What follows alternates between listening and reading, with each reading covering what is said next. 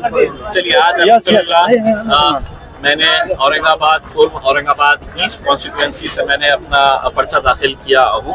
मैं सबसे पहले तो अल्लाह रब्बुल इज़्ज़त का शुक्रिया अदा करता हूँ, बैरिस्टर असदुद्दीन अवैसी साहब, अकबरुद्दीन अवैसी साहब का शुक्रिया अदा करता हूँ कि उन्होंने मुझे दोबारा यहाँ की आवाम की खिदमत करने का मौका दिया है।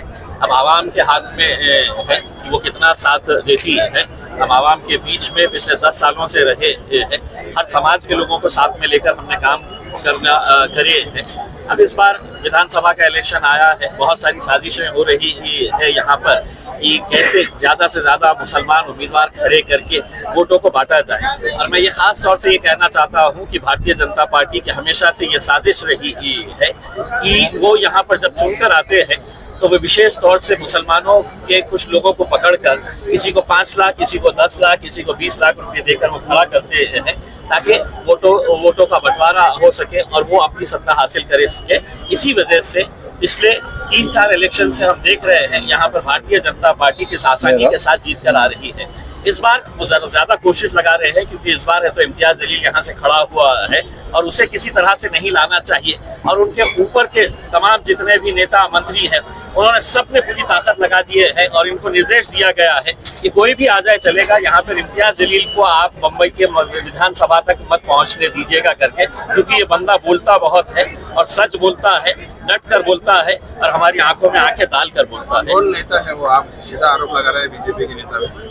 देखिए, स्वाभाविक है कि यहाँ का कैंडिडेट जो है ये अतुल सावे साहब की पिछले कई सालों से ये साजिश रही है, एक स्ट्रेटेजी रही है। मेरे कितने ऐसे जान पहचान वाले लोग हैं जो मुझसे आकर कह रहे हैं कि साहब उनके लोग आए थे और उन्होंने कहा कि आप अगर खड़े रहना चाहते हैं तो हम आपको 5 लाख रुपये देंगे करके, किसी को 10 लाख रुपये देने की बात कही गई है।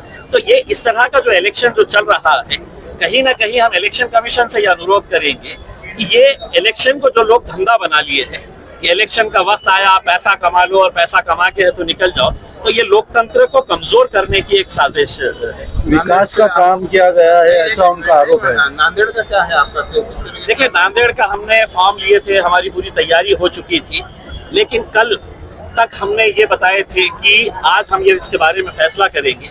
कल रात में हमें जब ये जानकारी मिली कि तकरीबन 25-30 लोग, खास तौर से मुसलमान उसके अंदर, जिनको खड़ा करने की साजिशें चल रही है और इसमें अलग अलग 2-3 लोग इसके अंदर शामिल हैं जो अलग अलग इलाकों में जाकर मुसलमानों को ढूंढ रहे हैं कि भैया हम खड़े रहते हो क्या, हम देते हैं पैसा, हम चलाएंगे तुम्हारे को। तो तब पार्टी ने यह फैसला किया है कि हम नांदेड़ नहीं बल्कि पूरी ताकत औरंगाबाद में लगाएंगे, औरंगाबाद पूर्व, औरंगाबाद मध्य और इसके अलावा जो हमारे 13-14 सीट्स पूरे महाराष्ट्र के अंदर हम खड़े कर रहे हैं, तो वो सीटों को जिताने के लिए हम मेहनत करेंगे। दूसरा ये है कि आप अगर इसके बाद किसी ने अगर हम पर ये इल्ज़ाम लगाया है कि एमआईएम भारतीय जनता पार्टी की बी टीम है, तो हमारा जूता और उनका सर रहेगा, क्योंकि हम 288 सीटों के अंदर से 5 तक के भी हम सीट्स नहीं लड़ रहे हैं। हम इस बार पूरी कोशिश कर रहे हैं कि दोबारा ये हुकूमत सत्ता में आकर नहीं बैठना चाहिए और इसलिए कर रहे हैं कि जो हमारे नबी करीम सल्लल्लाहु अलैहि वसल्लम के खिलाफ जो गुस्ताखी किए हैं उनको ये दिखाएंगे कि तुम्हारी ताकत सरकार के जरिए हो सकती है, हमारी ताकत वोटों के जरिए हम दिखाएंगे। विकास आघाड़ी और महायुति रातों रात अपने कैंडिडेट बदल रहे हैं, किस तरह से आपको महाराष्ट्र की राजनीति जाननी पड़ रही है? खौफ, डर सता रहा है। तो 2 घंटे पहले किसी को अनाउंस करते हैं, फिर 2 घंटे के बाद उसको बदल देते हैं। ये सब साजिशें हो रही है और मैं आपको पूरी जिम्मेदारी के साथ ये कहता हूँ, इवन कांग्रेस के जो कैंडिडेट को बदला गया है वो यहाँ के एक मोटे नेता के दबाव में, जो कांग्रेस पार्टी का नहीं है बल्कि एक दूसरी पार्टी का नेता है, उसके दबाव के अंदर ये किया गया है। ठीक राजनीति है, सब अपने अपने खेल खेलते हैं, उन्होंने भी अपना खेल खेला। जरांगे फैक्टर दिखेंगे आपको मराठवाड़ा के अंदर 48 सीटों पर? यकीनन जरांगे फैक्टर लोकसभा के अंदर बहुत प्रभावी साबित हुआ था। जरांगे फैक्टर की वजह से आज देखें पूरे मराठवाड़ा के अंदर मराठा समाज के खासदार चुनकर आए थे, एमपी चुनकर आए थे और यकीनन अभी भी समाज उनके पीछे पूरी ताकत के साथ खड़ा हुआ है। जरांगे पाटिल से हम भी अनुरोध करेंगे कि इस बार वो भी हमें पूरा साथ दे और यहाँ से ना हमें महाविकास आघाड़ी ना महायुति, जो जरांगे साहब का कहना है कि मुझे नए लोग चाहिए जो जाकर वहाँ पर आवाज़ उठाए, और हमने जरांगे पाटिल साहब का पार्लियामेंट के अंदर, लोकसभा के अंदर अगर सबसे पहले किसी ने आवाज़ उठाया था कि एक छोटे से गांव का एक सामान्य आदमी कैसे अपने समाज के लिए लड़ रहा है, तो वो इम्तियाज जलील थे। तो मुझे पूरा यकीन है कि जरांगे साहब भी हमारा साथ देंगे। किंग बॉन्ड मेकर, मांगा है किंग उन्होंने, आप मेकर। बॉन्ड देंगे उनको मांग के? उन्होंने कहा है कि जिसको मदद चाहिए वो एक बॉन्ड लिख कर दे। देखिए, मैं नहीं समझता हूँ कि मेरे ताल्लुक से ऐसी कोई कंडीशन रहेगी, क्योंकि वो जो जबान से निकलवाना चाह रहे हैं दूसरे जो चुनकर आएंगे कैंडिडेट्स, वो जबान हमारे पहले से ही हमारे मुंह में है। हमने लोकसभा के अंदर भी, हमने विधानसभा के अंदर भी वही स्टैंड लिया है।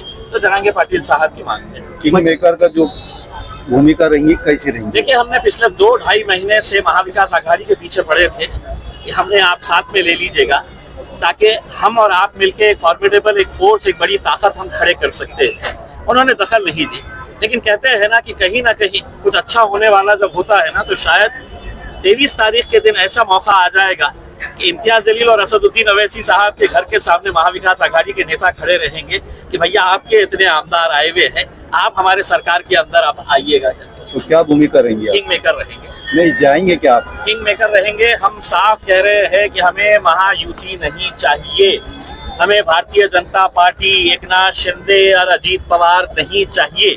अगर इज्जत के साथ, सम्मान के साथ अगर बुलाएंगे तो यकीनन हम जाएंगे। दूसरे पश्चिम के जो विधायक है शिवसेना, उन्होंने कहा है कि हम हमारे यहाँ उम्मीदवार भी खड़ा नहीं किया और जो लड़ेंगे उसकी मजार बनाएंगे, ऐसा उन्होंने कहा। देखिए, जब आदमी हारने की कगार पे रहता है तो वो क्या बोलता है ये आप अच्छी तरह से समझ सकते हैं। उनकी जो जबान है, वो जो जिस तरीके की बातचीत कर रहे हैं, इसका जवाब जो है वो 23 तारीख के दिन पता चल जाएगा कि किसकी मजार बनने वाली है।